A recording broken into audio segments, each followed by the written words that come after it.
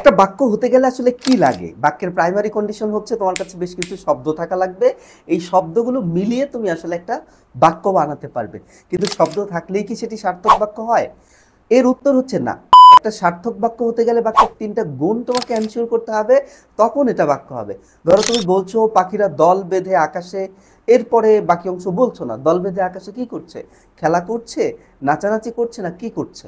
এই যে শোনার একটা আগ্রহ তোমার মধ্যে তৈরি হলো, বাকি অংশ শোনার যে আগ্রহ, এটাকে আমরা বলছি আকাঙ্ক্ষা। তাহলে বাক্যটা হবে পাখিরা দল বেঁধে আকাশে ওড়ে। এখন বাক্যটা কমপ্লিট হলো। বাক্যের এই গুণটাকে বলছি আমরা আকাঙ্ক্ষা। একটা অংশ শোনার পর বাকি অংশ শোনার ইচ্ছা। দ্বিতীয়ত খেয়াল করো, বাক্যের আসলে সুশৃঙ্খল পদবিন্যাস দরকার। সাজানোটা সুন্দর মতো হতে হবে। যেমন তুমি বললে ওড়ে বেঁধে দল পাখিরা আকাশে, তখন বাক্যটা তোমার কাছে মনে হচ্ছে সাজানো হয়নি, বরং এটাকে সাজাতে হবে পাখিরা দল বেঁধে আকাশে ওড়ে, তখন বাক্যটা তোমার কাছে পূর্ণাঙ্গ মনে হচ্ছে। বাক্যের এই গুণটাকে বলা হচ্ছে আসক্তি।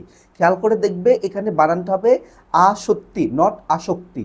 তৃতীয়ত বাক্যের আরেকটা গুণ হচ্ছে অর্থ এবং ভাবগত মেলবন্ধন, যেটাকে আমরা বলছি যোগ্যতা। এই যোগ্যতা কি?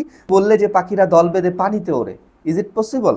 এটা সম্ভব নয়। তাহলে পাখিরা পানিতে দল বেঁধে উঠতে পারে না, বরং পাখিরা দল বেঁধে আকাশে ওড়ে। এইটা যখন আমরা বলছি, পাখির অর্থ এবং ভাব দুটো মিলে যাচ্ছে, কারণ পানিতে পাখির পক্ষে ওড়া সম্ভব না।